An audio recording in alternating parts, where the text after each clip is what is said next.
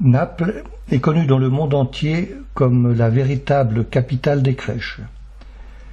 Une rue entière est consacrée depuis plus de 3 siècles aux ateliers et boutiques de créateurs de personnages et aussi de crèches. On peut faire remonter au Moyen-Âge l'origine de la crèche à Naples. C'est au XVIIe siècle, probablement sous l'impulsion des jésuites, qu'elle acquiert ses caractéristiques essentielles.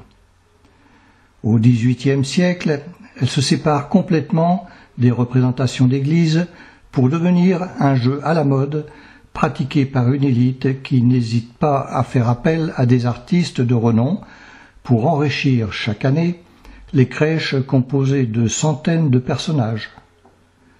De Noël à la Chandeleur, une sorte de compétition s'engageait entre les familles les plus riches. On ouvrait ses portes aux visiteurs afin de faire admirer les nouveaux personnages acquis dans l'année, mais aussi le nouveau décor, les vêtements des personnages, les nouvelles attitudes qu'on pouvait leur donner. La crèche napolitaine oscille constamment entre l'idéalisme et le réalisme, le pathétique et le grotesque, le folklore et l'art. Elle multiplie volontiers les anachronismes. Plusieurs saisons étaient représentées dans une crèche complète. Différents moments de l'histoire se déroulaient synchroniquement.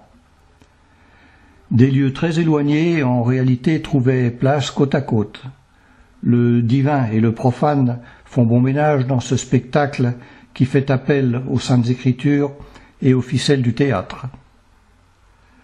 La crèche napolitaine est une des meilleures expressions de la collaboration de pratiquement tous les arts. Certains collectionneurs organisaient aussi des concerts qui accompagnaient la visite de leur crèche. À la fin du XVIIIe siècle, la Provence s'inspirera de la crèche napolitaine et on verra alors à Marseille l'apparition des santons qui transposeront dans une esthétique provençale la verve napolitaine.